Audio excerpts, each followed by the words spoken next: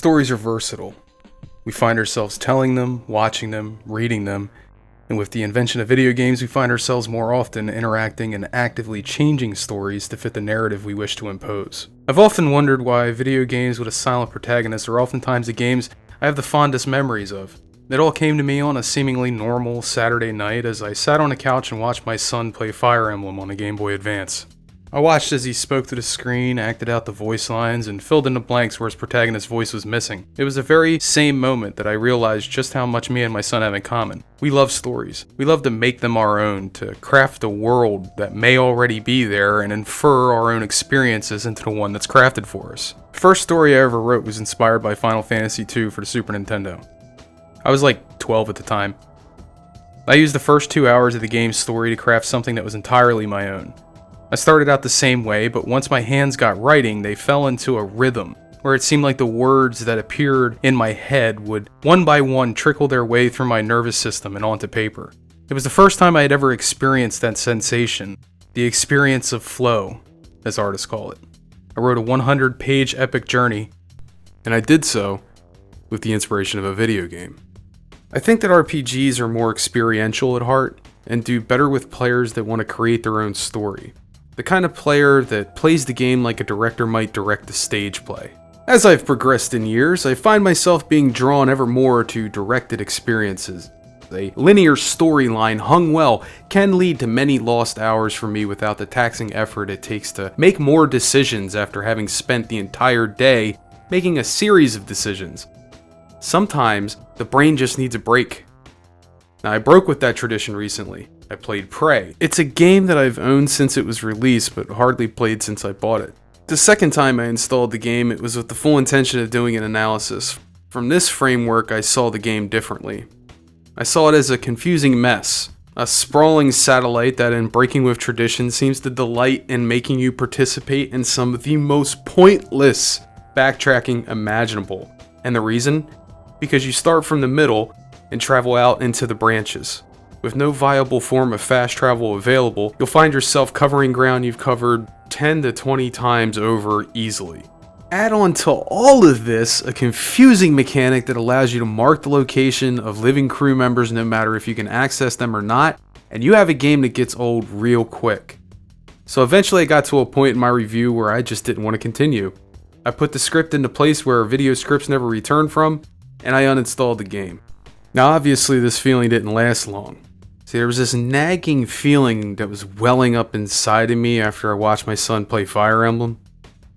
See, I thought maybe it was a need to see the story get resolved, but what it really was a need to use Prey as a platform to create the Morgan you that I had in my head. And Prey was kind enough to indulge me.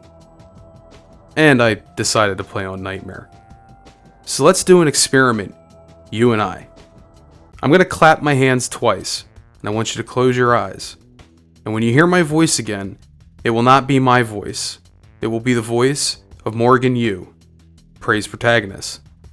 When I, Strat-Edgy, begin to talk to you again directly, it will be accompanied by 2 more claps to bring you out of the story. So now that we know the rules, let's dig in, shall we? Empathy. I've been thinking a lot about it.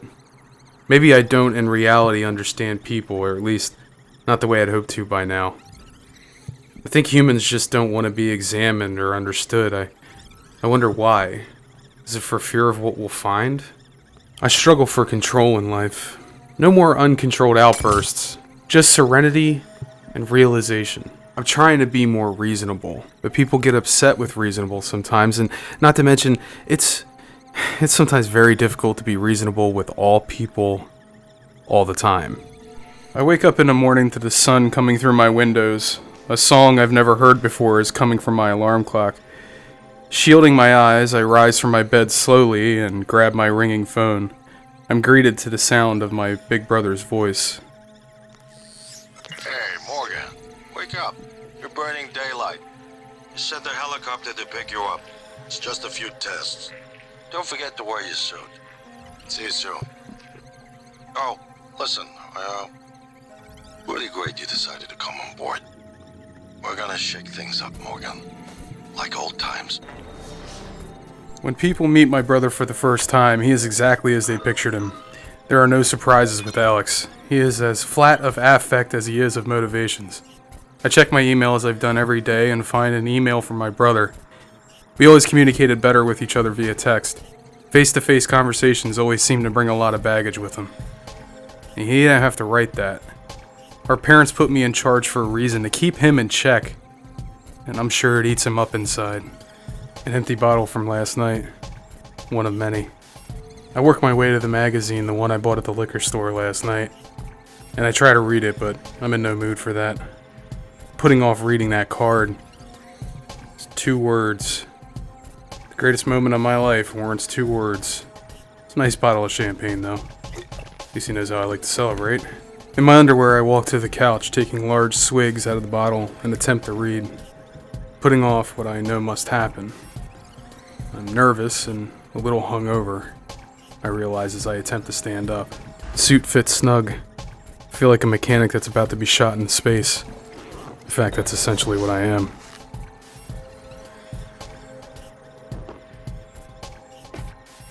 I see facilities on the way out. Morning, Mr. Yu.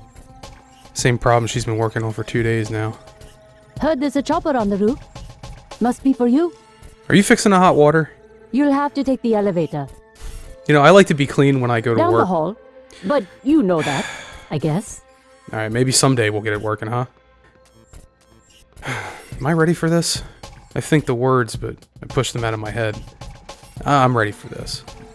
I assure myself. My parents think I'm ready, so I must be ready. Yeah. I just need to calm down, you know? Just calm down, Morgan.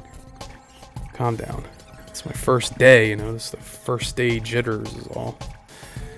I can't believe they sent a chopper. Mr. Yu, please make yourself comfortable and we'll be on our way. TranStar facility is just a short hop. 78 degrees. Clear skies all the way. The city looks amazing from up here, though.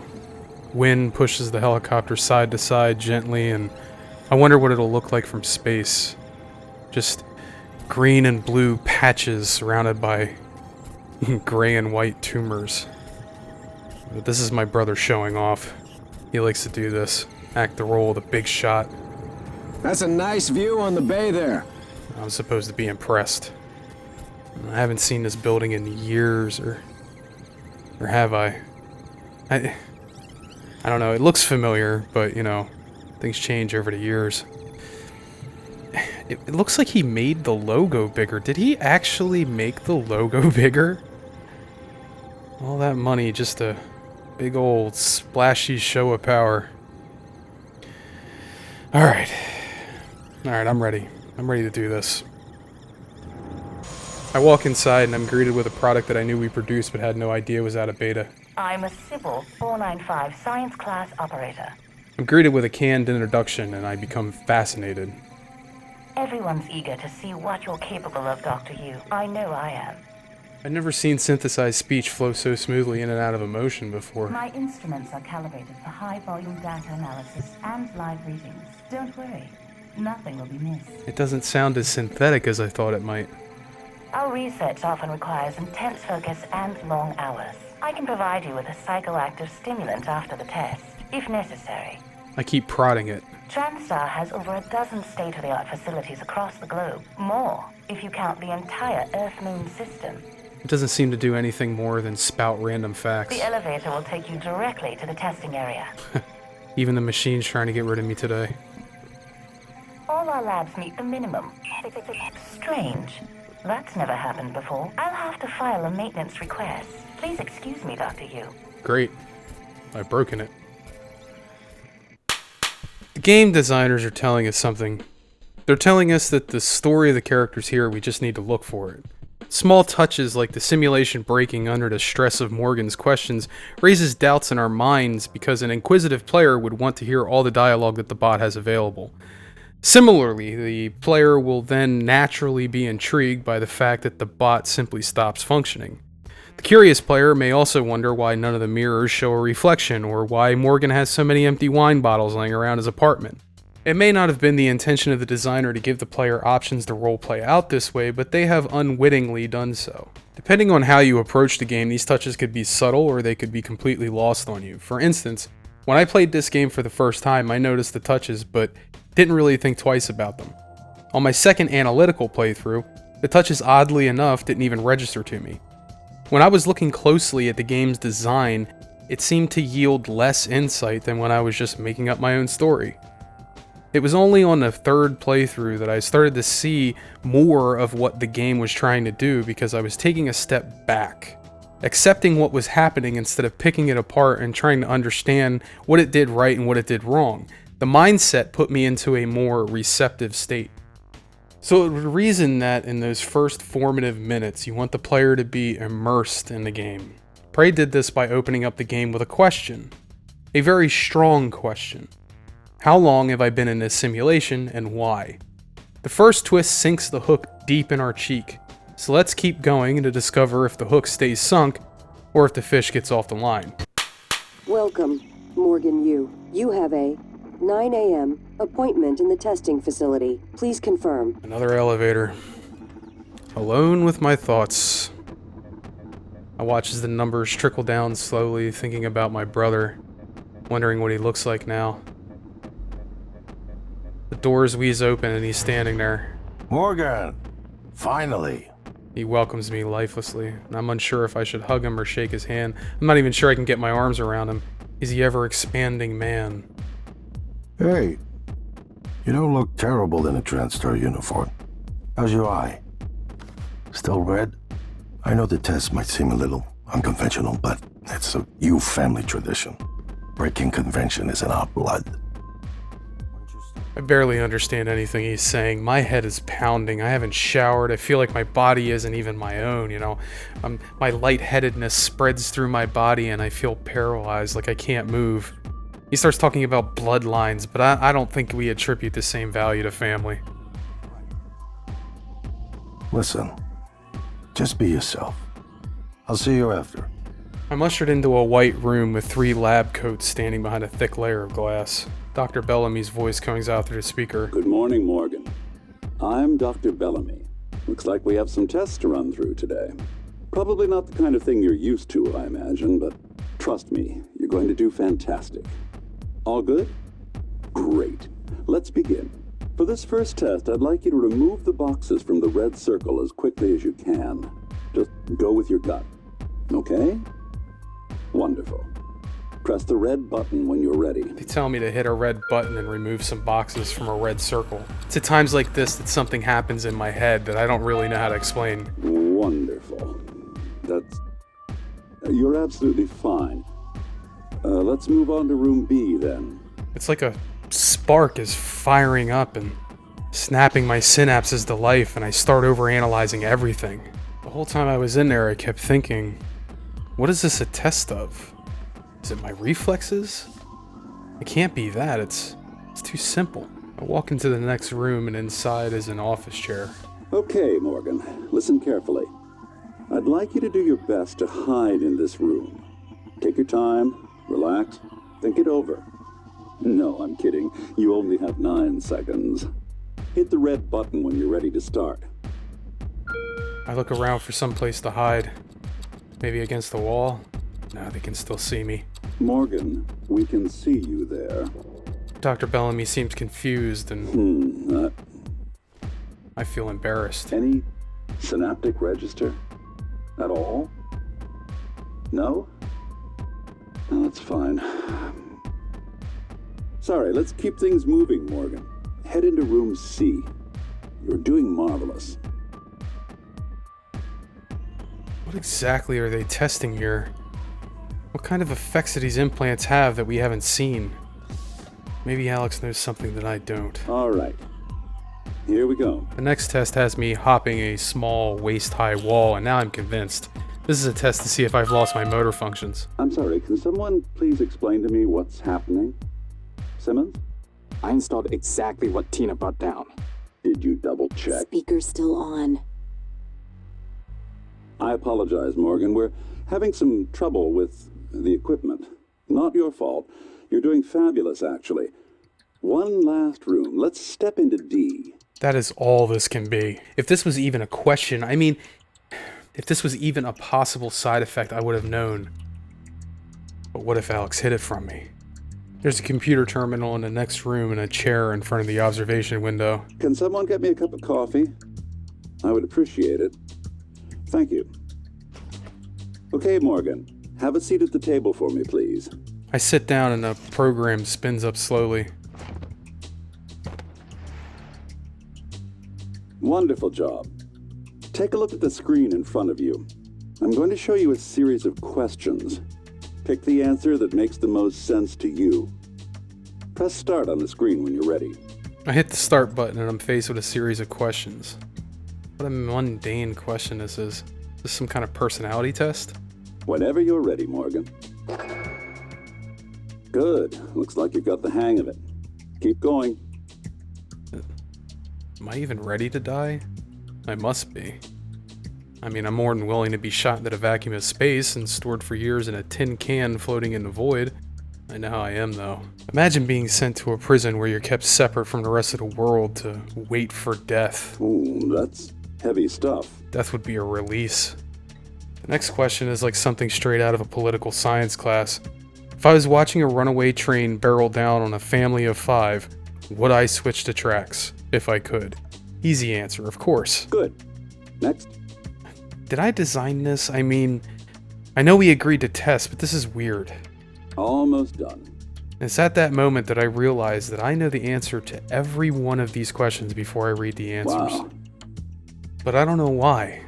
It's like the memory of how has been plucked away by the why of things. For this next part, I'm going to display an image. I want you to take a good look at it. What was that? In a moment, I'm going Coffee to ask cup. you what... Appeared out of nowhere. Is my coffee? Oh no, Dr. Bellamy, don't! Oh my god! Security!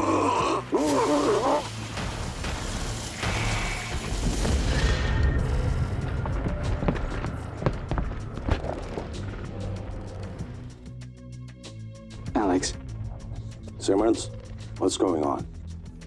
we have a problem. What about Morgan? He's alive, sedated. Clean it up. I'm on my way. Got it. The alarm clock signals the start of a new day. Good morning, Morgan.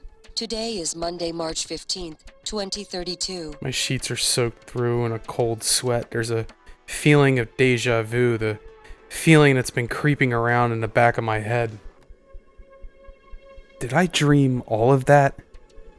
Is this a dream? It feels real, and maybe that's the problem. It feels too real. Too designed.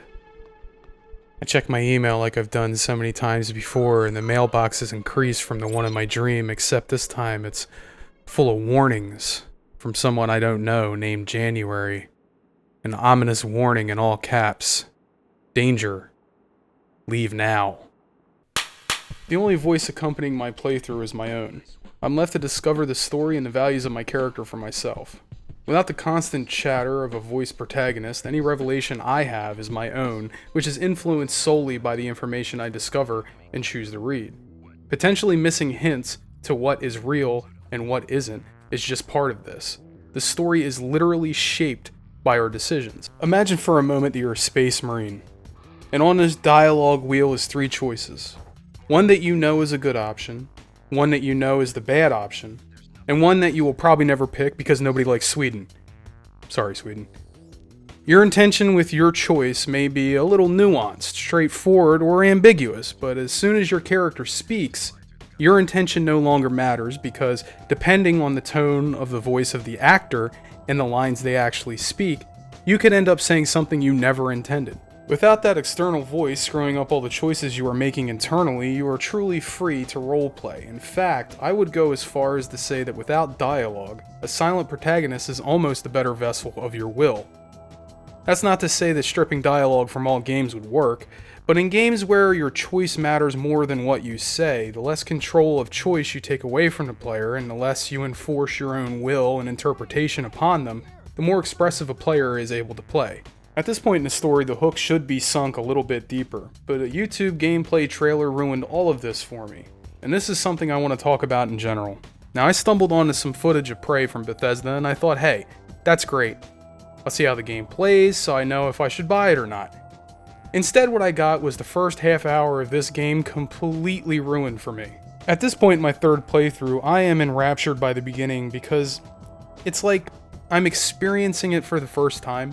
So, in a rare case of spoilers actually being a nice thing, since I know how the story unfolds in a general sense, and because I am so familiar with it, I am able to appreciate all the small touches in the opening. Like the way the clouds in the looking glass pulsate from a graphical glitch. See, the team at Arcane seem adept at hiding their deceptions in this game is something we've seen before in other games, but we know it as a graphical glitch. Like, for instance, the way that the entire city of San Francisco just blanks out for a moment. Just a few frames. Now see, my eyes noticed it in the first playthrough, but my brain ignored it. As if I were writing it off as a graphical glitch, like it was what it looked like, and not something intentionally put into the game by designers. I've played through this game's opening about 30 times for the making of this video, and this exact location at roughly the same time glitches out. This either means it is designed, or it's a graphical glitch. It's the perfect way to foreshadow the twist, and lend it an air of believability. But the reality of my first playthrough is, well, I was bored. I already knew what was going on, and the whole series of events just seemed frivolous. I think this gave me a really sour first impression of the game because the enjoyment of that opening scene is really codependent on whether or not it shocks you. The moment you shatter the glass and see that all life is quite literally a stage and you are just a player, if you already knew it was coming, then it doesn't affect you. On the other hand, if you didn't see it coming, then it must have been a total kick in the nuts. I mean, I can only imagine it would have been. I wouldn't know because, well, I had it ruined for me. Now imagine that you bought this game because you saw that opening and thought, wow, this game looks right up my alley. Well, then the game spends about the next hour hammering home everything that you already know, and then spends the next hour getting you used to the idea and telling you more about it. Since the player has not had the hook sunk in, the player is bored. The player is just going through the motions until the next cool thing happens that they are not expecting. However, the next big shocker doesn't actually happen until the end of the game. So it's no wonder to me then that I got bored. I was just wanting to get to the next cool thing instead of being driven by the mystery of that opening moment, and more to my own fault, driven by the possibility of role-playing.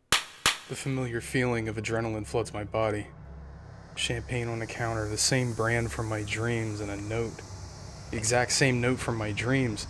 Another shot of adrenaline floods my body and down my arms, making the hairs stand on end. With a trembling hand, I place the note back on the counter. None of this is real, it can't be. I'm still dreaming, trapped inside of a nightmare. The sky looks like it did in my dreams, the room, my red suit hanging from the hanger. Everything exactly where it was the day before. I need to be anywhere but here. I tug on the door to the patio, but it's jammed shut. Panicking, I walk to my suit, get dressed, and head out into the hallway.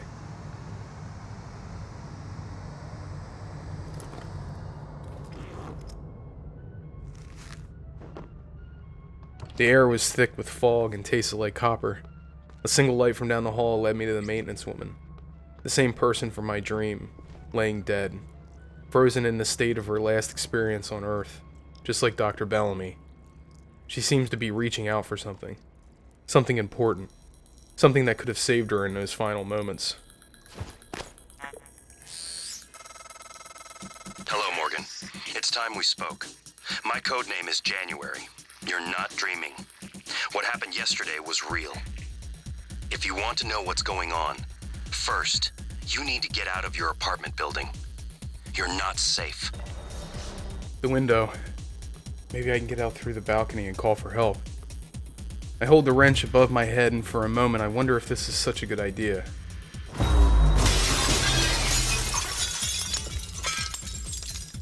I let the wrench down in an arc, and the glass explodes in front of me into many tiny spider-webbed fragments, exposing the world beneath the world of the simulation. Behind the looking glass, Alice saw what the world was. A damp, depressing world of metal and concrete. January's voice floods my senses. His voice is familiar because his voice is my own. Good. You're in the simulation lab. Now get to the exit. I'll keep in contact. I'm left alone in the observatory room just outside what I thought was my apartment. How long have I been reliving this memory? How long have I been trapped in that room? I checked the nearby console for any clue as to what's happening. According to the emails, my imprisonment was ordered to be indefinite by me and my brother. Why would I do that? Why would he do that? Maybe he's lying. He's trying to confuse me. Focus, I need to get out of here. Through the aquarium window, I see the room. The same room that acted as my prison. How long have they been watching me? How long has my life been amusement and research? Everything here is fake. A facsimile of a facsimile of a facsimile. An image of a real place so degraded by time, memory, and loss of control that even the image is starting to fade. I circle around through a movable wall propped open by a couch, and I get a behind-the-scenes look at the operation. I hear something behind me and turn to find a new sign materialize with a puff of black mist, and I'm not fooled. I smash it with the wrench in a frenzy and stop swinging only when the creature stops moving. In the interest of science, I take a sample of the thing's flesh. Another call from January. Another warning. Typhon cacoplasmus. Everyone calls them mimics. Be careful what you pick up. I'll need to be more careful from here on out. On a terminal, I find more of Alex's lies. He claims that Dr. Bellamy is in critical condition to ease the fears of the staff, but these people should be afraid. They should fear what we've let loose. According to the last email from the late Dr. Bellamy, I've done these tests before, and this time around my results were aggressively different. Why don't I remember doing these tests? Why don't I remember even coming to this place? What has Alex done to me? In an observation room, a mimic, as I've taken to calling them, has spotted me and attempts to disguise itself. I approach carefully, and as soon as I am within range, I smash away with my wrench until it becomes a puddle at my feet. I hear another one clicking around somewhere. I turn around, some falling equipment, and shatter the coffee cup trying to get away from me. Outside is the helicopter pad. Not at all what I remember it being. The terminal controls turn on something called a looking glass, and that's when I see it. The city. A perfect representation of San Francisco, or at least at first glance. The lengths at which they were going to in order to fool me are astounding. Near the exit and through the glass doors, I see a man, someone I don't recognize, attacked by a mimic. I'm neither shocked nor horrified. I'm simply fascinated by the efficiency with which they kill. After the mimic is fed on its victim, it splits into 3 more mimics and then scurries off to find more victims. No one has been able to stop the mimics from multiplying since they broke containment. I'm going to help you stay alive. Just a little further. A self-reproducing killer. The man below me is dead. A husk. I should feel something. I mean, bad, perhaps. But I feel nothing. It's just paranoia.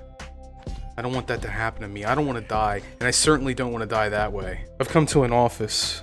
Computer terminals, desks, cubicles, wood-paneled floors. On one of the terminals, I find out that Dr. Bellamy's corpse has been taken to the medical facility and may have a card to his cabin on him. And it seems that the late Dr. Bellamy has been getting into some naughty business in his free time, selling trade secrets. I feel a cold sensation in the back of my head as a thought forms in my mind. I need to get that research back. If what we're doing here is in somehow in danger of leaving this station, I wonder if that's why he's dead now.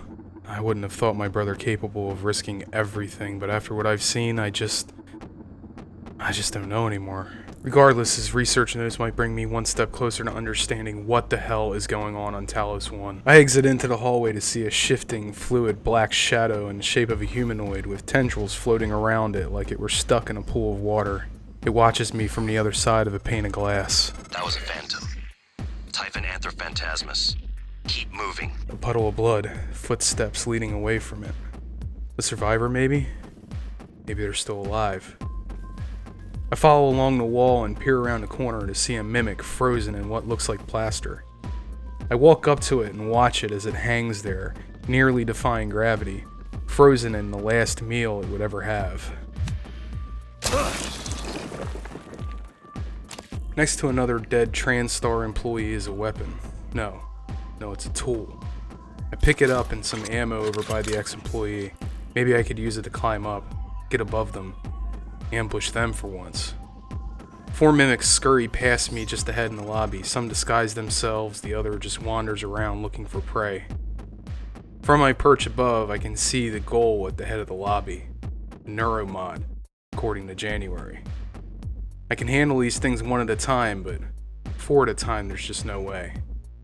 I need to thin the herd, but how will I do that? How will he do that? Well, why don't you play and find out? This has been a rant from Strat-Edgy, and now that you've heard it, go play some games.